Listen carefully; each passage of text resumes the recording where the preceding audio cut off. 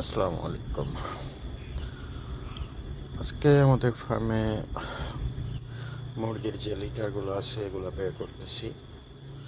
এগুলো বস্তা ভরা হয়ে গেছে। বস্তা ভরা হওয়ার পরে এগুলো বান্ধা হয়েছে। সুন্দর করে বান্ধার পরে আজকে হলো লিটারগুলো বের করতেছি ফার্ম থেকে।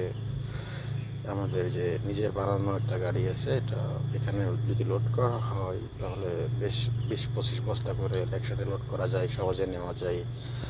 সহজে মনে করেন যে বাহিরে রাখা হয়, ওখান থেকে গাড়িতে লোড করতে হয়।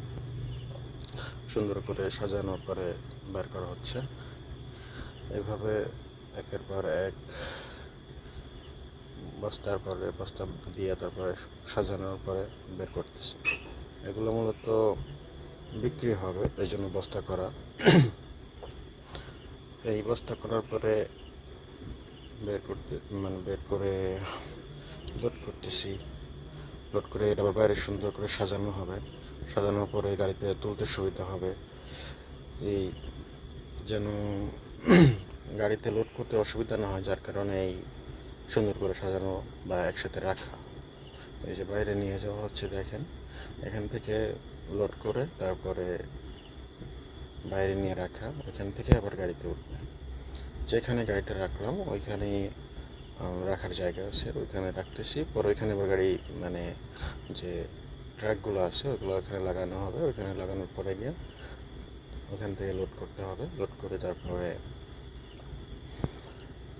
বের করতে হবে। এগুলো সব বিক্রি হয়ে যায়, প্রতি বস্তা পিস হিসাবে বিক্রি হয়। এখানে এক বস্তা হয়তো আমাদের বস্তা থেকে কিনে 1 টাকা 20 পয়সা বা 30 পয়সা করে, আর এখানে আবার গাড়ি ভাড়া আছে। গাড়ি ভাড়া দিতে হয়তো 50 পয়সা অথবা 60 পয়সা করে। এবার এসে 2 টাকার নিচে পড়ে, 2 টাকার উপরে যায় না। যে মানুষ সেটা কিনেও তাদের ওই খামার পর্যন্ত গিয়ে পৌঁছায়। এবার এসে 2 টাকা খরচ হয়।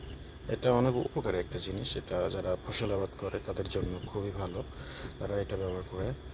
এটা দিলে জৈব শক্তি অনেক ভালো পায়, আবার ফসল অনেক ভালো হয়।